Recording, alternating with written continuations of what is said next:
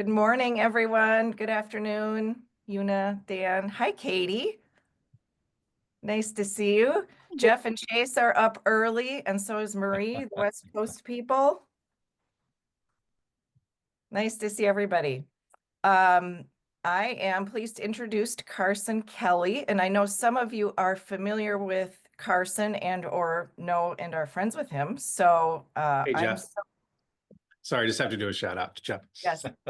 Good morning.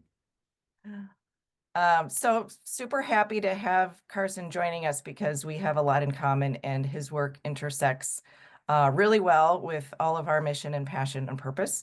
So I'm going to just start with his intro and then I will turn it over to Carson. He is an entrepreneur, strategist, and systems thinker working at the dynamic intersection of neuroscience, technology, organizational design, and human flourishing. With over 25 years of experience spanning enterprise software, product development, strategic partnerships, and go-to-market innovation, Carson now focuses his leadership to scaling compassion-centered ecosystems that support flourishing and collective resilience.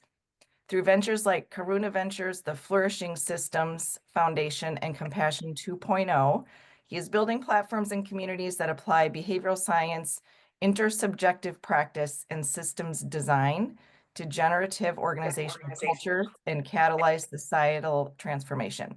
Carson has advised and launched initiatives across business, civic engagement, education, philanthropy, and impact tech, leveraging his expertise in fundraising, relationship development, and strategy to bring flourishing-focused products and services to life. He is developing new models of business that integrate compassion, consciousness, and care as foundational metrics for success in the 21st century. Timely and relevant. Looking forward to what you have to share with us, Carson. I will turn it over to you. Thank you, Karen. It's interesting to hear oneself get introduced. Someone else wrote that, and I just kind of cringe at some of it, but it is somewhat reflective. But I'll go ahead and dive in and we'll take it from here. Yeah, I love your varied background. It's diverse. Thanks. All right, I'm going to go ahead and share my screen and do a little song and dance. Forgive me. Can everyone see my screen? Yep. Okay, great. Yes. So I'm here to talk today about Compassion 2.0's work through the lens of something that we're standing up called the Chief Flourishing Officer. It's a mastermind community and a community of practice and learning journey. Like Karen said, I have my fingers in a variety of different things that I do. Most specifically, it's Compassion 2.0.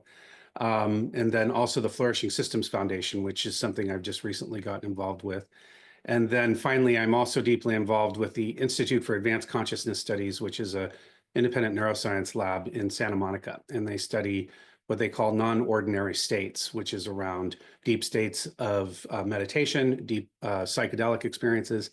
And they're trying to understand those states in order to drive empathy from a compassionate perspective. So anyway, so I have a couple different playgrounds. Compassion 2.0 specifically, just to give you a quick brief intro so you're familiar with it, it has two different buckets, one of which is a nonprofit. It's a project now of the Flourishing Systems Foundation, and it's focused on our research. And our ultimate goal, really for all of the projects that I'm involved with personally, is to scale compassion. That became very clear to me about 7-8 years ago, something I wanted to turn my professional focus to. So along those lines, the Compassion 2.0 research, our goal there is to drive compassionate human experience architecture that's through frames of flourishing, that's focused on products and services and interventions that are scientifically validated and or informed or deeply inspired. To that end, the research side, we do a series of thought leadership salons around compassion and architectural experience through product, through organizational culture design, through psychedelic experiences, and we're now adding a salon in the San Francisco Bay Area exploring the inner development goals. Additionally, we also are standing up some different lines of independent research. And my friend Jeff, who I said hello to, he was one of our speakers at one of our most recent events. The venture side is a for-profit public benefit corporation. And again, we have the same mission, but we're focused here on organizational development and product development specifically. And to that end, we do two things. We have, as I mentioned, a Chief Flourishing Officer Mastermind community, of which we're starting a learning journey and a community of practice, as well as supporting the organizations that participate in that with some consulting activities. Additionally, to implement what we're studying and researching, we have a platform we're standing up called Flourishingly. And that actually is going live this week with our first scientifically validated intervention that we're going to make available to those members of our community of practice. I can talk more about that later. Okay, so I built this deck for this presentation. And when I got to this slide, I thought everyone knows what's going on here. But if just as a touchstone, we really believe that the VUCA in the world, the volatility, uncertainty, complexity, and ambiguity in the world is rising. And of course, it's showing up at unprecedented problematic rates in the workplace in particular. And workplaces are having to support people who are coming in who are very stressed out, to say the least. The amygdala is fired up. The sympathetic nervous system is responding with fight, flight, fear, or fawn. It takes a lot of glucose for that process to happen. It's really stressing people out, just fully. Pandemics, the rate of technological change, namely AI in particular, general cultural, political division, all the different things. And then what happens is folks go into their workplace and they're expected to show up as a full human being and be able to work with other full human beings and ideate and build relationships and do all those things. But then on top of that, workplaces, it seems, are also driving more towards transactional relationships. There's volatility, there's potential layoffs, all kinds of uncertainty. And again, this also adds to what folks are experiencing with the VUCA and the threat response through the amygdala, basically. So just as another touchstone, again, I almost hesitated putting this in the deck, but I thought might as well just quickly. So the nervous system operates in two different ways, right? We have our sympathetic nervous system and we have a parasympathetic nervous system. And when we are, in the world and we experience threat, the amygdala is scanning and identifies things. And as soon as the threats are identified, the amygdala fires up the sympathetic nervous system, which is tied to the spine, and basically, as I understand it. And let me be clear, I am not a neuroscientist. I'm not a scientist. So this is an amateur armchair student of these things explaining as I understand it. I have a lot of amazing folks in my world. I'm very fortunate for that. So they teach me, but it doesn't necessarily mean I have a total command. So I just want to be very clear about that. But as I understand it, the sympathetic nervous system, again, goes through the spine. And when there's a threat response, the arms and the legs are activated. And there's the notion of either fighting or running or moving in some way. Whereas when people find themselves in a state of safety, the parasympathetic system fires up and things calm down. Rest and digest starts to happen, and higher brain states are activated around ideation and relationality and peace and calmness and presence and so forth. So what we're seeing is that the world, again, is driving all kinds of sympathetic nervous system responses, and organizations are doing the same. And as a result, it's really taking a toll on people. So when we look at a solution, we've identified what we call flourishing as a way, or I should say, as a state to achieve. One of the things that we've been talking about recently at the Flourishing Systems Foundation is that the notion of flourishing isn't really totally defined in a sense, right? We all have a sense of it, but it's like the word human thriving, right? We have a sense of what it means to be thriving, but what does that mean exactly? How do we measure that? How do we know if we are creating states of thriving? How do we work backwards from those measurements in order to make sure that as leadership in organizations in particular, that we're doing the right things? If our intention is to create care-based environments for our folks who are working in our organization, how do we know that we're doing it well outside of just simple surveying? So to that end, we look at flourishing from an organizational perspective as really two different ideas. There's individual resonance and organizational resonance. And why we are using the word resonance is because it implies a state of being. Resonance is measuring some sort of constant movement of, in the, sound, obviously, but vibration. Not to sound too hippie, but that's what we think is happening here. There's something around the notion of individuals' resonance and their resonance to themselves, as well as resonance to other. And that at an organizational level, the organization has a resonance to itself as an entity, which is a collection of all of the people in the organization, combined with its resonance to its others. And those are its stakeholders, or it could be literally its relationship to the environment, its relationship to the communities where it might have a physical footprint. Its resonance has relationship to customers or suppliers, or just anything that an organization as an entity is engaging with has this idea of its own resonance. And we actually think that the expression of resonance organizationally to other is ultimately measured or identified by brand. But that's something we're going to look at as part of the practice community. We'll look at that later. So when we think about organizations broadly, we generally have a kind of a 19th century view of an organization as like a factory, right? As an assembly line in a concept. Now, obviously, there's many more different business models than just assembly lines and making things. There's services and so forth. But generally speaking, it seems that we show up and we think about an organization as a machine with pieces, with piece parts and gears and different sorts of mechanisms that drive the totality of the machine. And the machine itself has these piece parts, and the people are the piece parts. They are the roles in the machine. And the machine is ultimately evaluated by traditional ROI, return on investment, typically given back to shareholders primarily. And that ROI calculation in terms of the performance of the machine is looked at in terms of profit, increasing revenue, increasing market share, and other sorts of things that drive measurement of actual capital that is a result of the machine's activities. Hopefully that makes sense. We see it differently. We believe that that is true. And in the x-axis of time, as the machine goes up and down over time and is responding to, oh, there's a pandemic, the organization's performance drops as a result, or, oh, there's another favorable condition in the market, so the organization rises in performance.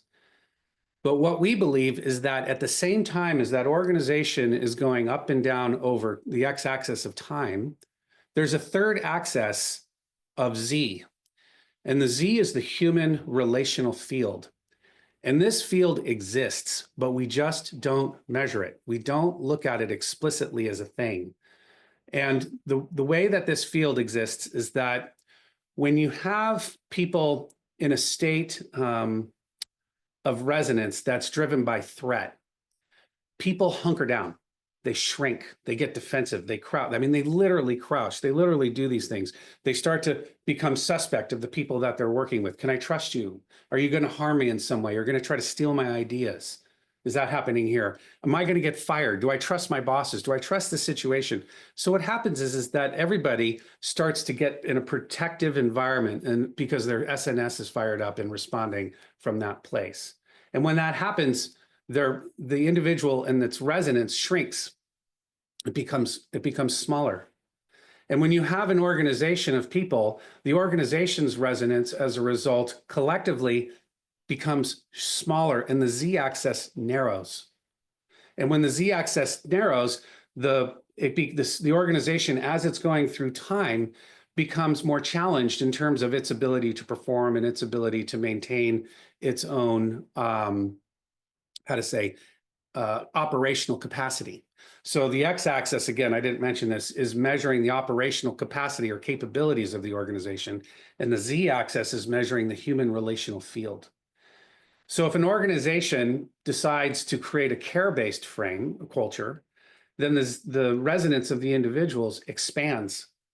They move out of a threat basis and they get into an expansive state. They start to access higher abilities to ideate, to have greater relationality, to have a better centered sense of self, greater resilience individually starts to show up. In the relationality sense, they're able to create better partnership, better co-working, however you want to define that. And the Z-axis then gets wider and gets deeper. And as that happens, the organization, as it goes up and down through the difficulties of external conditions, has a greater frame of resilience as it goes through the turbulence. Additionally, the field itself is broader, and the surface area of what we call the ribbon creates a greater flow state. There's a greater relationality. There's a greater ability for people to work. And as a result, the organization, we believe, does better. Google's Project Aristotle, which I'm sure many of you are familiar with, started to demonstrate this pretty clearly. So when the Z-axis is wide and people are performing and they're in a good, safe, care-based state, the operational capability also starts to increase as a result. And where the Z and the X come together, that relationality where it translates from the energetics quite of the human field into the mechanisms of the execution of the organization, we believe there's something there called a metabolic rate of an organization. Although we don't know what this looks like yet, but we just intuitively know that that combination, there's something there that we're going to explore. And rather than thinking about how to look at an organization in the sense of just pure ROI, which is the result of the X-axis activities, with the addition of the Z, we believe that there's actually something now called the ROI of care, the ROIC. So there's some sort of, there's a way in which to start to measure the performance of the organization in relationship to care-based value or output that isn't currently being measured. People intuitively know that it's there, but it's just never been made, not never, but it's generally not made explicit. So we have a bunch of people looking at this right now. Actually, let me back up. So on the Z-axis itself, in terms of the width and the depth, our first goal is to actually identify the characteristics and the traits and the metrics that compose that actual line. So to do that, we have assembled some pretty amazing folks on this with us to explore that. Eric Solomon is one of the principal scientists, cognitive scientists that developed the Google Project Aristotle survey instrument. He was one of several. Hans and Megs and our two social connection, not theorists, but researchers in France. Stephen Crane and Xuan Zhao are both two Stanford flourishing experts. Monica Warline has written the book Awakening Compassionate Work and is the director of the Center for Positive Organizations at the Ross School of Business at the University of Michigan. Ting Jiang is a very famous behavioral economist from Duke. Leo is a neuroscientist from Institute for Advanced Consciousness Studies who focuses primarily on compassion and empathy. Jessica is also a researcher of workplace well-being, and Catherine and David are both medical professionals. David's more chemistry. So this group of folks is our researchers, and then we're going to be developing the algorithms individually as well as collectively that form the Z. So when we start to think too about the ROI of care, and we understand how the performance impacts the nervous systems, I've spoken to a lot of these different things, but again, just to make them explicit, we know that with threat responses and the sympathetic nervous system response, ideation, trust, ethical reasoning, all these things drop, reactivity, structure or rigidity, et cetera, increase. Additionally, on the care state side, again, like I've mentioned, creativity, relational depth, problem solving, all of the positive human brilliant characteristics come forward.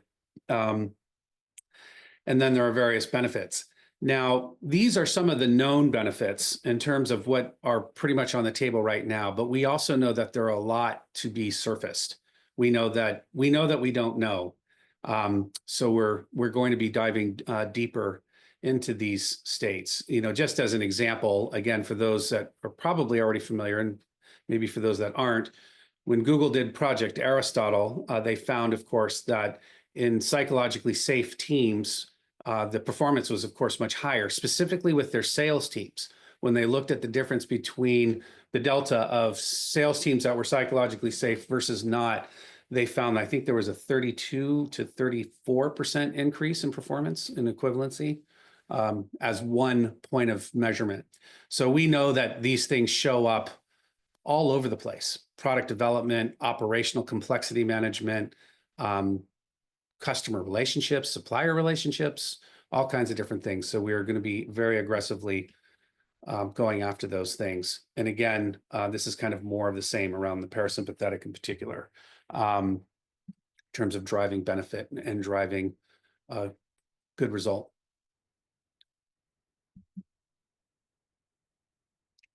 Again, kind of more of same. Customer experience, particularly relational empathy.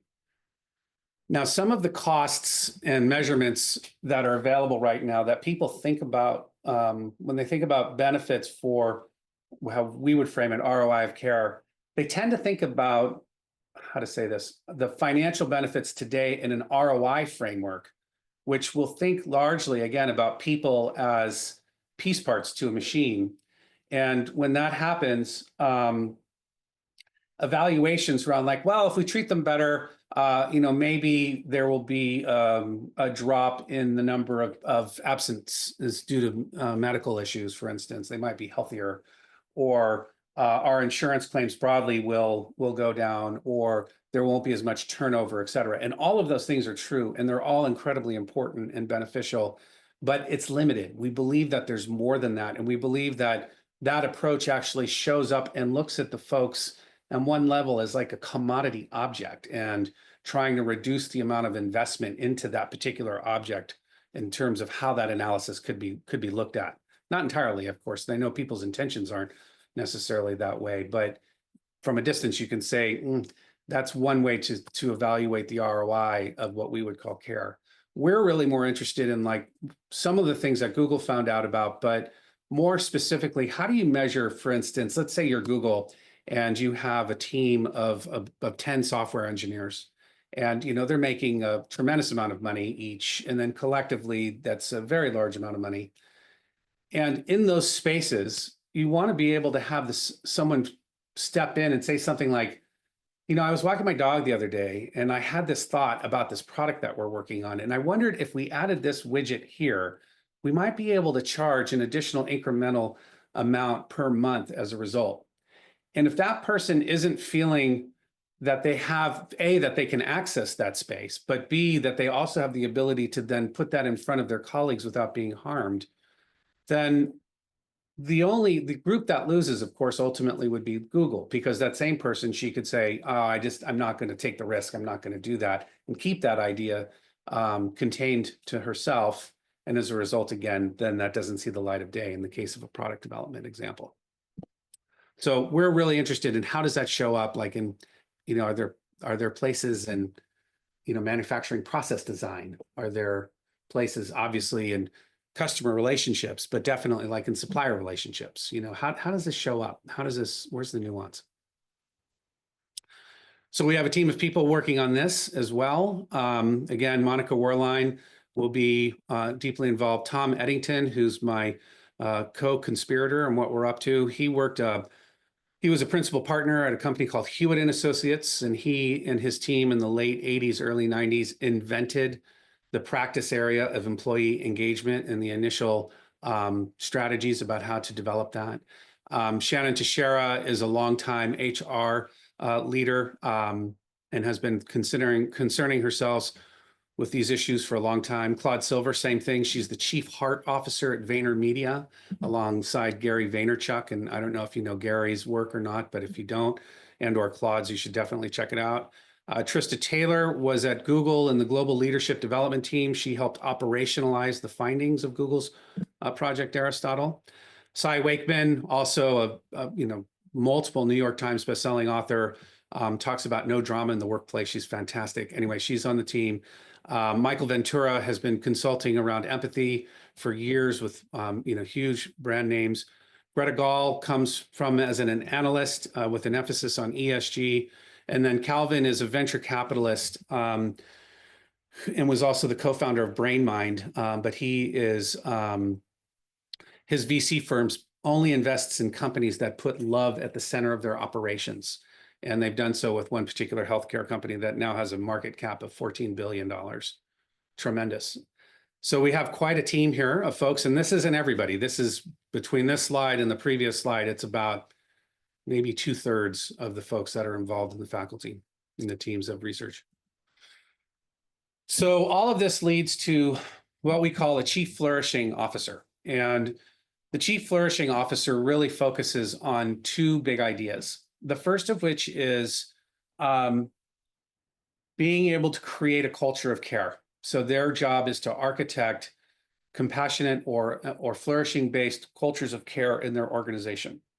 So they have a sense of both the uniqueness of a given organization's structure, its value proposition, and how to create different processes and procedures to deploy scientifically validated interventions where appropriate, to build out spaces where people genuinely feel cared for, not care washing, so to speak, but actually feel it. Because at the end of the day, this stuff only works when there's a deep, real human-to-human connection and people somatically presence their experience in a positive way, and they feel the safety, they feel the care genuinely. The other thing that the Chief Flourishing Officer does is they represent to their fellow leadership and or others throughout the organization and maintain a command of the actual financial implications of the ROI of care. They actually demonstrate that, they actually discuss it. They can use Flourishingly, which is our platform that we're developing that will help them do a diagnosis in real time with dashboarding around states of flourishing at the individual or organizational level. Flourishingly also provides different interventions to bring states of non-flourishing for folks and groups and teams and orgs to states of flourishing. So the Chief Flourishing Officer understands all of that, but mostly articulates and manages ROI of care states in the org. And what we're doing is we are standing up a Chief Flourishing Officer Mastermind community of practice. In addition to the faculty that I just spoke to alongside many others, we are seeking out 20 or so organizations. We'd like to have each organization bring between 2 to 3 people into the mastermind community of practice and the learning journey.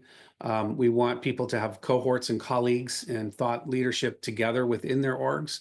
But then, of course, as part of the mastermind, they'll have those relationships with everyone else. So it's a combination of business practitioners, coaches, consultants, champions, neuroscientists, behavioral scientists, organizational developers, AI scientists, all kinds of different folks who form this collective for the mastermind. We understand that the swing that we're taking is pretty large. So to that end, we anticipate that this work will be multi-year efforts, really, over time. It's not a one and done kind of thing because it's substantive, what we're suggesting. That being said, we're structuring the learning journey itself so that it'll be in different segments. So there's a 2-year segment. That's the first part. People can join for the first year, and after the first year, they didn't like it or don't think it's of value, they don't have to continue. But if they do, they would continue that year, and then there will be multiple segments. We think ultimately we're designing for between 5 and 7, 8 years of activity. So it'll be a constant deepening and enriching of the principles as we learn. The first mastermind will open up. It's opening up now, basically, and we're going to go to 2027. We don't anticipate having additional cohorts between now and then. We're finding the first 20 or so folks, excuse me, 20 or so organizations with the appropriate folks or independent consultants or what have you, who want to be a part of this and help us collectively as a group explore how do we develop the Z-axis exactly? What actually are the measurements? How do we test for it? How does that get deployed? Same thing with the ROI of care analysis, et cetera. Out of this first 2 years worth of work, we anticipate we will be publishing academic papers. We will be partnering. There's a couple of different academic institutions that we will more than likely partner with. Can't say who those are yet. We will be publishing scientific papers. And then as we start to do this work, and as we deploy these interventions into the organizations that are represented in the mastermind community, and we learn and we get data, once we have gotten a real solid handle on all of that, then again, we'll have all these papers and various things coming out of that. But then we also plan to do a pretty high profile blitz on, getting on main stages and podcasts and start to really push this concept into a mainstream. And we mostly know that the Trojan horse of this, for the success of this, is the ROI of care analysis. We do know that if we can show up and demonstrate the financial value in frames in which an accountant or somebody who's more financially minded can understand and see that in ROI terms, then that allows us to get inside, so to speak. And then from there, we can kind of let the troops out, if you will. First year curriculum looks like this. We have a general framework of flourishing that we're exploring. We also have organizational flourishing and personal flourishing also happening at the same time. The big part of the mastermind community is to recognize that chief flourishing officers won't be effective unless they themselves are flourishing. They have to lead by example. So a big part of what we're up to is to bring this group together and provide deep support around personal flourishing. And I might add too that earlier in the conversation, I mentioned that we don't really have a real tangible definition of flourishing yet outside of, for us, we're calling it resonance individually and organizationally. But we also recognize that there is no singular definition of flourishing. There's as many numbers of definitions of flourishing as there are people on the planet. And that is an extremely personal and individual frame for folks. That being said, we also recognize that we think we can measure however they've defined it through this principle of resonance. So the personal flourishing journey, part of this will be for people to really lean into their own path and their own processes and what feels good for them about how to move through their own pain, for instance, and or develop their own skills and their interpersonal relationship skills and come into greater states of resonance for themselves. It's not mandatory, but so that's it. That's my song and dance. So I'll stop now and we can end the call unless there's some questions. I certainly think there'll be questions. Before we jump into that, Carson, I lost you in my screen. How would you describe resonance to a 10-year-old? That's a great question. Let me think about that for just a minute. I wanted to ask that or a question about it sounds like quantum flourishing, but that's a different kind of question. That's it. I'm going to ponder this, Karen, because that's really good. My initial answer, because I have 3 daughters, they're not 10, they're all much older now, would be something along the lines of when you are in a state where you feel within yourself a sense of, I'm going to use the word rightness, but that's not the right word to use, a sense of calm and ease, and you know that you don't have anything to hide. I would say that to a 10-year-old. Okay. Something along those lines. That's really good. I'm going to work on that. Okay. Tamara, you want to jump in? Absolutely. Thank you. That was wonderful, Carson. And I guess the question that kept coming to my mind is how are you measuring? So is it a wearable or is it survey? And then I hear you saying that you can't define flourishing, but I'm really curious how you can move towards something that's undefined. And so I'd love, and the reason I'm asking that is we're working on trying to globally unify a definition of flourishing. And so I would love to understand how you're thinking about it and maybe include your thoughts in how we're working on that definition. Sure. In terms of the first part of your question, how are we going to measure? We have ideas, we have specific ideas, and we know that we have to create a bunch more. So on the one hand, yes, self-reporting, surveying, of course, which is, obviously a common thing. We'll definitely deploy that. However, we see that there's a lot more that we can do. And there's some privacy issues and some permission issues and a number of things. We're not interested in whatever deployment Flourishingly takes, in particular, of doing anything that isn't fully transparent. People need to know exactly how this is all working. We believe that there are enough organizational artifacts that can be looked at now, particularly with AI, to get a sense of tone. So one example, for instance, is to say we want to look at, and again, this would all be transparent. We want to look at, say, messaging and communication in the professional context of a given person.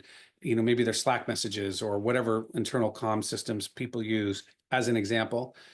We will do sentiment analysis over their tone. So we might say something like, we've noticed over the past, 3 or 4 months that your tone has shifted and that you seem to be more frustrated. Is there something that's arising for you or something that's happening in your life where you need some support?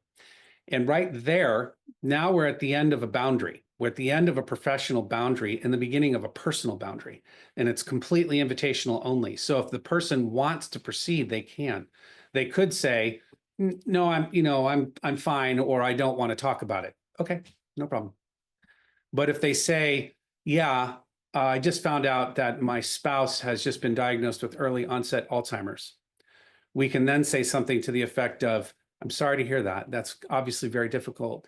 Your company, your organization has agreed to sponsor some various sorts of interventions for you to help you with this. And if you take advantage of these, they're not going to know if you've taken advantage of them or not. They'll just pay for them. And if you would like to, we can do, for instance, put you in touch with a life guide. I don't know if anybody's familiar with the company Life Guides, but one of my favorite companies. What they do is they provide people who are going through a difficult life experience with someone who has just recently gone through it, and so that they have some support. So it's not therapy and it's not a group per se, but it's just a person that they can connect with. So we would say in that example, we can put you in touch with, Marilyn, for instance, who's a life guide who just experienced this with her spouse. And if you like, any communications that happen from here further would be totally private between the two of you. No one else would know about them. So that would be an example of how we take tone information and sentiment information and translate it into an intervention. And then maybe over time we come back and maybe at 6 months or a year or what have you, the tone changes. And we can see, that the resonance, so to speak, has increased indirectly. I'm not sure if that makes sense, but that's how we're thinking about it. So we see that with the ability to look at calendars, to look at schedules and performance in terms of our deadlines being made, how much work is being presented versus what's the expectation, all the different kinds of things within the organization. So that's how we're generally going to diagnose. Now, to your other point, if a person also chooses to say, yes, I really like this and it's been helpful, and now I want you to incorporate my Apple Watch or a wearable, for instance, and bring in HRV and bring in my sleep patterns and bring in, my calorie counts or my, all the different things, then by all means, we will then, with permission, for as long as they give us permission, incorporate that for their benefit. Organizations won't know about this information. We will, with the intention of creating resonance for them. Now, did you have another question? I can talk to you about the flourishing definition unless there's something else you wanted to. No, the only thing I wondered when you're saying we, is that a group of humans or is that an AI process that's managing all of this? A little of both. I don't have a total answer for you yet. We're just working through it, but it's definitely not going to be some machine that's going to just, do these things. Humans will be involved where they need to be. So, and then a great question. I appreciate that. Thank you. When it comes to the definition of flourishing, it's fascinating because we are deep working on this right now. We see that actually in our framework, particularly in the Flourishing Systems Foundation, there are 3 tiers. The first tier is the why, namely, what is your orientation around why you want to flourish? Why flourish versus not flourishing, for instance? And what does that look and feel like? The second tier is what we call the what, namely a series of measurement structures that measure this notion of the why. So that includes the ROI of care as an example. Another measurement is the Z-axis as an example. Another measurement that we're developing is called return to flourishing indicators. Another measurement is a parameterization of flourishing. There's a game company that we're working with that developed a game called Sky, Children of the Light. And this company has built games that are only designed to be compassionate and empathetic fully. And Sky in particular has between 1.5 to 2 million concurrent users. And there are multiple cases, multiple hundreds of cases of soldiers coming back and getting over PTSD. And there are 3 known cases where people who were literally dying, literally taking the last breaths of their life, were doing so while being connected in the game in order to stay connected to the relationships that they developed in the game. So this game has some magic in terms of how they've designed it and what they're architecting in terms of the human experience within it. So we're working with them to do a parameterization of these environments to understand what's working here. Anyway, so those are the kinds of measurements in tier 2, and then tier 3 is the how, namely how do we implement these things and human coordination activities primarily. What tools can we use? Okay. When it comes though to the definition explicitly of flourishing, there's a couple of things that we do know. Like I said, we know that everybody has their own version of it. And we also know that ultimately there will be different commonalities. We also know that we're focused, we're focused between the current heartbeats we're experiencing and death. We're not focused on looking at what happens after death. That's something that's in a different domain as far as we're concerned. Now, that being said, we know that flourishing orientation, people will have to have some sense of meaning making for themselves as part of their ability to flourish, but it's not necessarily our scope or interest to try to support people in that way. There's different, religion or spirituality or different, or atheism or agnosticism, but it's not our concern. But while we're on the planet, we want to be able to promote states of flourishing. And so for me, one of the definitions that we're working with is flourishing isn't an end state. Flourishing is already here. Flourishing already exists. We already are flourishing. It's just a question in our minds about how do we increase the resonance of our flourishing. So how do we remove more challenges or work through those challenges? And at the end of the day, flourishing comes from a deep intentionality, a deep awareness, and a deep, what we say, and it sounds a little silly, but it's a deep yes in the face of any sort of obstacle or any sort of no. And it's a recognition that there will be challenges. There are challenges. Life is messy. Things are hard. But as long as we can move through that, as we go through that mess with intentionality and desire for greater ease of suffering, self-compassion for ourselves and for others, and this is some of just my personal language, that's how I would define flourishing so far. But we don't have it cracked yet, but we're working on it. Thank you. Yeah. I bet this group would have a lot of feedback on possible definitions. And I know your hand has been up. So please jump in. Thank you for your patience. Yeah, thank you so much. I have so many questions, and thank you for how do I say, like propose a really innovative idea about the resonance. I think it's like a really ambitious and needed goal to really capture the moment, because we are like living being every second our states of consciousness, our states of physical, like biophysical changes. And I think I really love to see how this model are developing. I have a background in clinical psychology. I'm a doctoral student at Columbia University, focusing on leadership and adult development. And my research dissertation will be human flourishing at workplace. Oh, cool. Yeah. So, and works that I'm a director of wellbeing and culture of care, which you wanted to do it in a human flourishing officer. That's I was very resonating concept. And I have questions about what stage are you currently at in developing this whole modern application? If the stage of 0 to 10 scale, where are you right now? And the second question is, what have been the biggest challenge that you have been faced so far? And third question is, if you have time, what will the process look like when you're defining the human flourishing? I know there's These are all yeah. really quick questions to answer. I'm being silly. Where are we in our process? We have different swim lanes, I guess, with different activities, and they're all in different states. So when it comes to the ROI of care, we've been working on that for about 18 months now, and we have some good models and some good ideas there. The Z-axis we've been working on, that came up maybe 4 months ago, we realized what the Z-axis was. And so we're working on that. That being said, we already have maybe half a dozen of the key metrics that are already in place. And that's based on existing research. But we also recognize that those numbers will be at least 50 to 100. If we're any shorter than that, then we're not doing a good job. In terms of the faculty swim lane, we have incredible people, and I don't want to sound arrogant in any way, but I feel very fortunate because some of the folks that have stepped forward are just brilliant. And what we're really focusing on is not to be siloed in our activities. This isn't an org dev problem or an HR problem or whatever, but it's a neuroscience problem. It's a behavioral science problem.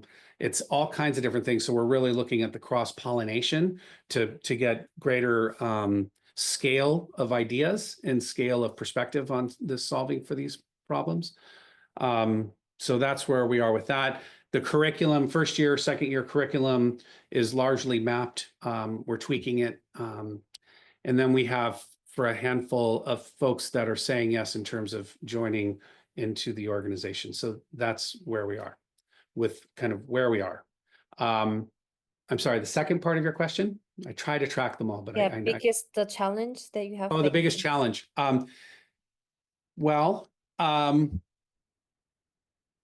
Before AI and before the current presidential administration, the challenge was people were kind of like, yeah, so what? At one level, yeah, there's problems, mental illness or mental loneliness and mental challenges, loneliness, depression, all these things are on the rise. There's no question. But COVID was, that was an anomaly, and COVID's done, so we're good and we're going to move on. Well, what's become very clear is that COVID, yes, it was an anomaly in terms of the activity, but the implications of what's happened as a result are here to stay, and it's gotten worse. AI has actually made things at one level easier, believe it or not, because what happens now is people are now actually being forced. It's a forcing function on to understand what does it mean to be human and where do human capabilities show up relative to non-human capabilities around AI. So the dividing line and the differentiation is very clear. And then the changes, the rapid changes in the economic environment, most recently in terms of with the tariffs and so forth, and the implications of that and the ups and downs in the economy.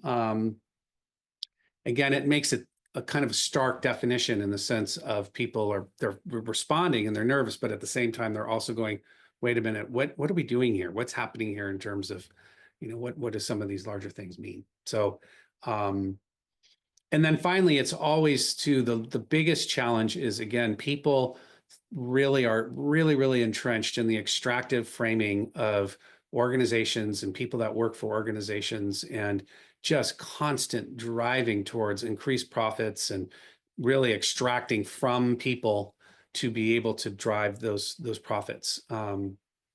That's always the thing. Like, why does this make sense? That's why we believe the ROI of care is the Trojan horse, because people, if they just haven't been taught to think about it in this way, to say, look, if you want better performance, I mean, here's an example. I have a friend of mine who's working with a large drug manufacturer, and they have a team of 5,000 PhDs who are part of their innovation frame, like go out and think. And they have the most difficult time, and they are completely stumped because none of them will work with each other, because the environment is so competitive and it's so much threat that no one trusts anybody, and everyone's just kind of moving down these silos. And if you're that organization covering that level of salary per year with a certain expectation, you need to figure that out and get people to talk to each other and feel safe with one. I mean, it's just good business. It's not, this isn't rocket science in a sense, right? I mean, we're not innovating something new here. And then what was the third part? Third question? You're still on mute. You're still on mute. Yeah, what would the process look like when you're defining your definition of human flourishing? Because there's a lot to look, but would like understand. Yeah, we're looking at all kinds of different things. one example, I was working with a startup, they did this innovative thing, and they were determining kind of the emotional state of people, both through self-reflection and reporting, but also they socialized it. So other people were also providing inputs on a person's emotional state at a given point in time. But they were also looking at things like your Spotify playlist, as an example, different sorts of signal and markers to get that. So as we define flourishing,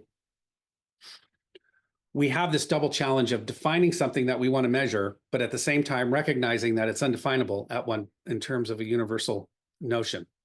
But yet it seems that we have enough neurobiological markers that we should be able to pick up if whatever they're doing is working or not. So we're going to lean into more of the neuroscience there, as well as other kinds of scientific markers, particularly with our work with Catherine Schweikart, who is she's a PhD in the medical world, and she's been doing a lot of thinking about this. Whereas, as a matter of fact, one of the things that we're doing at Compassion 2.0 Research is we're kicking off a project called the Embodiment of Compassion. And what we're looking at, again, is the very serious neurobiological and physiological framework of empathy, of compassion, of rest and digest states, and so forth. And that particular project is geared towards supporting K through 12 education as well as art. We want to do a lot of art implementation. So we'll use that project in part to help us understand this neurobiological frame as we work on the definition of flourishing. I'm not sure, it's not a great answer, but it's the best I have right now. Thank you. Marie has a question, and Carson, are you using fMRI brain scanning data to inform your framework? Yeah. Yeah. We have a deep relationship with the Institute for Advanced Consciousness Studies and several other neuroscientists and other labs. Okay, great. Marie. Hey, good morning. Thank you for joining us today, Carson. It's lovely. And I love seeing all these familiar faces here. I was just kind of blown away by my own. I was just reflecting. I've been working on this for 7 years and been hitting my head against the wall on many occasions. So you're hitting on some of the topics that we've been talking through as a group as well. I think my biggest question is, I'm curious, like, who is your customer? Who is it that you're going Great to question. be knocking on the door and selling to? Because at some point you got to make money and get Sure. people in the commercial space committed to this. So I'd be Sure. curious who your customer is. And again, thank you so much for joining us, and lovely to see everybody. I love this. The customer, the Chief Flourishing Officer, we're finding different kinds of response. So our first customer is only low-hanging fruit. We only want to find the people that are already leaning into this and understand this for our first cohort. We don't need to go out and missionary sell. What we want to do is say, hey, we see you, you see the work that we're doing, come and join us and be a part of this first mastermind, because it's going to be very, very special as we then develop our evidence and all of the other tools and so forth. We're seeing different kinds of folks who understand this. Seasoned HR professionals, for instance, understand this. Young HR professionals and leadership developer professionals understand this. Startup CEOs understand this, particularly startups that are providing the interventions and services that will ultimately be integrated into Flourishingly.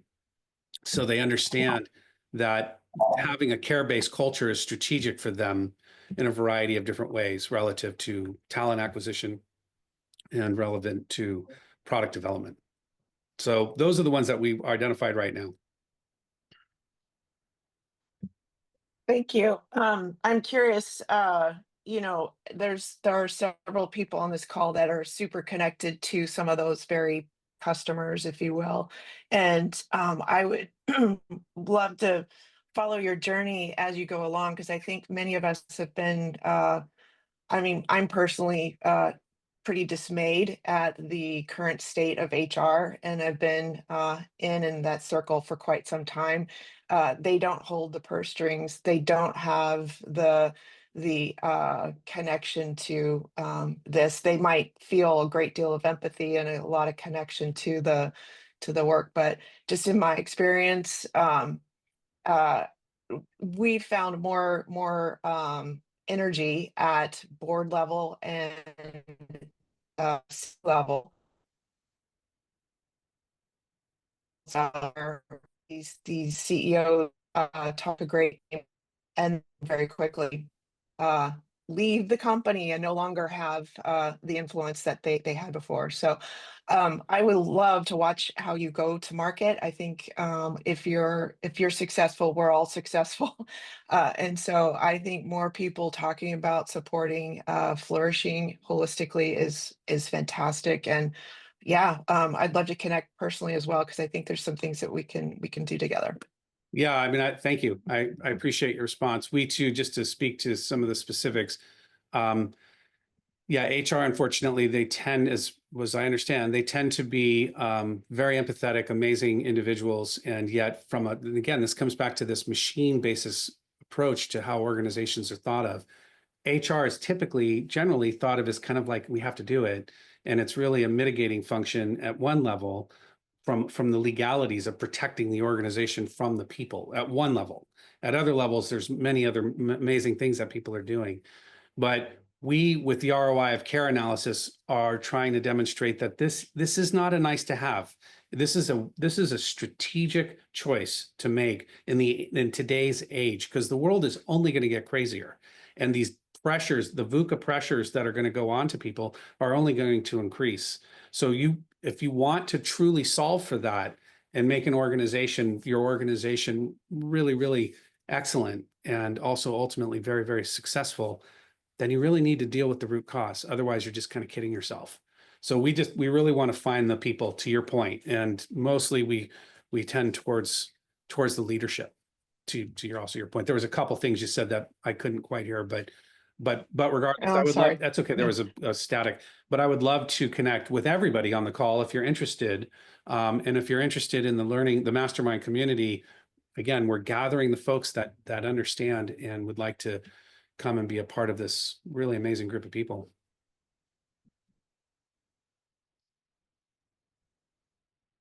Any other questions for Carson?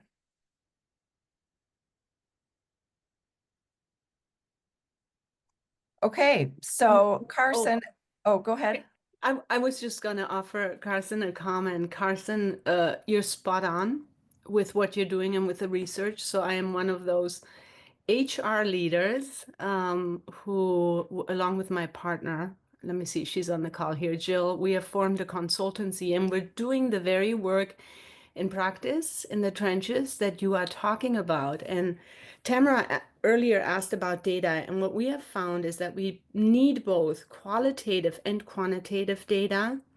You know, we've had the idea, can we introduce, not a commercial plug here, but the Aura Ring, you know, like so people can self-track, because I think that there's value in that.